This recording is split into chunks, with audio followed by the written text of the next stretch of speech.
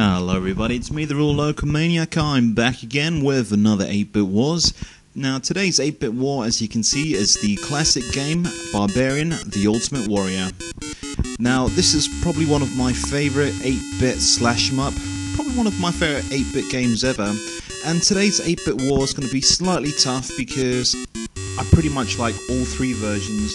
Now, I'll quickly tell you about the 8-Bit Wars. This is basically where I compare the Spectrum, Amstrad and the Commodore 64 and basically choose a winner at the end of the video. Now you guys can agree with me, you guys can disagree, you just give me your feedback as well, that would be fantastic.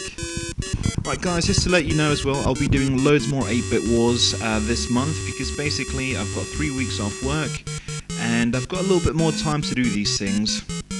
So you know what? Let's start with the Speccy version. Now the Spectrum's got that good music there, like when you're on the control screen trying to select your controls. Now the first thing you'll notice then is the blue sort of foreground there and the colourful background. Now, you know what? That was the thing with the Spectrum games. If you did have colour, it colour clashed. So a lot of the time the programs went for, two colours, and as you can see they've gone for blue and black here. But you know what?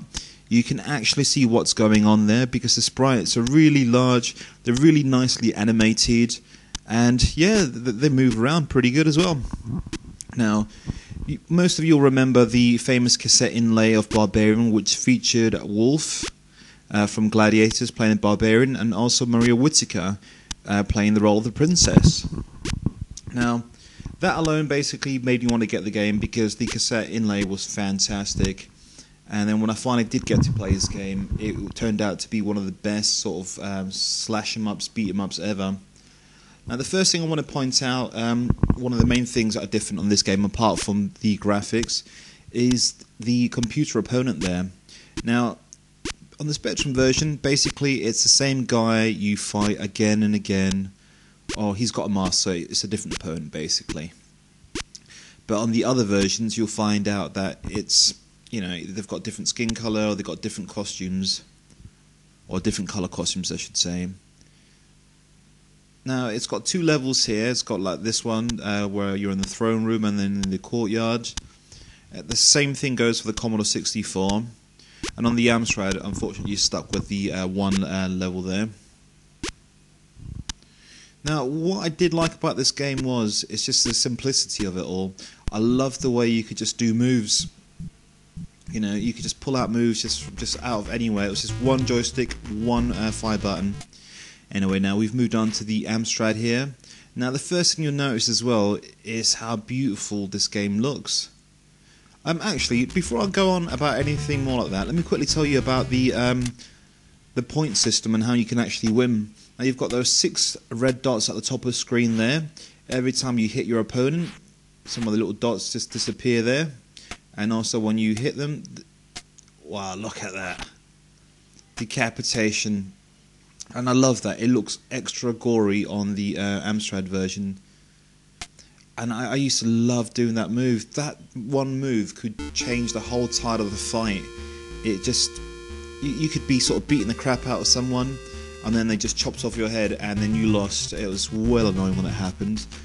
And it was one of the moves that you just couldn't help but use because it just looked good, and chopping off your mate's head, was just, it felt fantastic. You could really rub it in.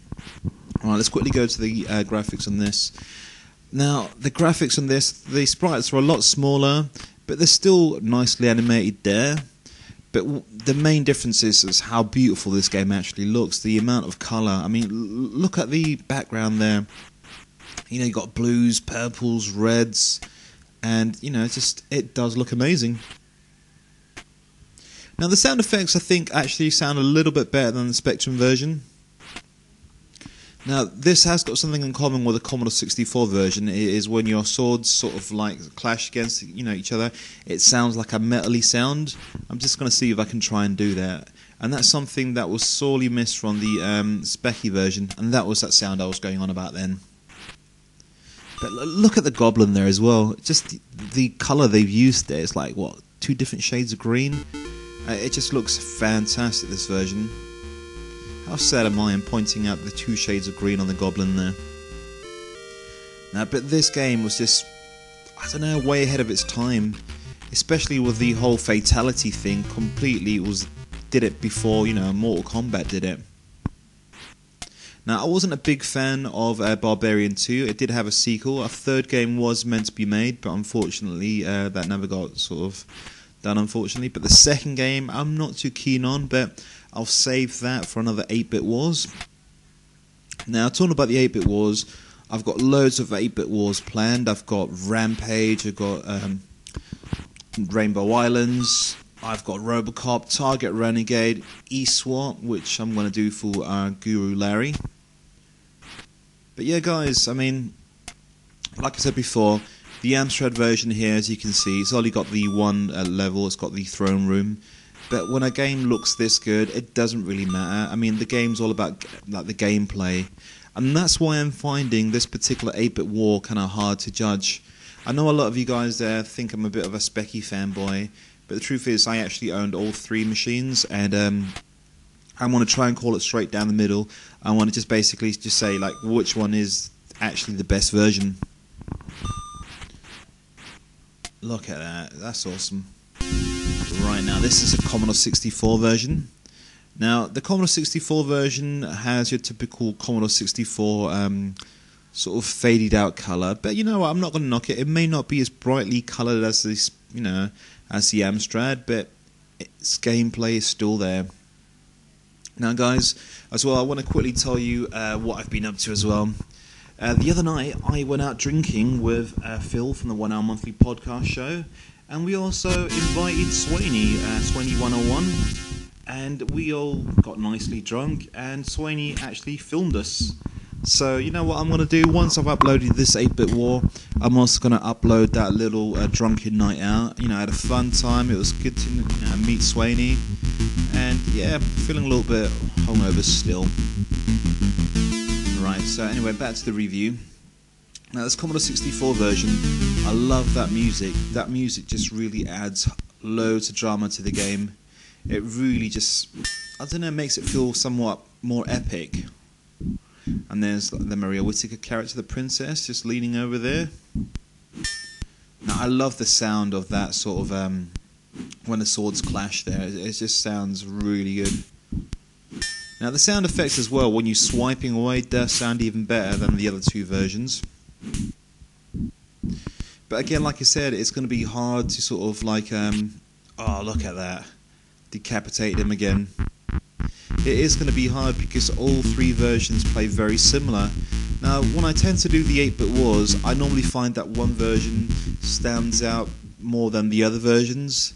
And this time around, because they're all very similar, okay, yeah, fair enough, the Spectrum hasn't got much colour, but they all play pretty much exactly the same. So it's going to be a tough decision today. Right, so I'm going to start thinking, which one shall I go for? Alright, the Spectrum, large sprites, great gameplay, but it's the same baddie again, so I don't think that's going to be the winner.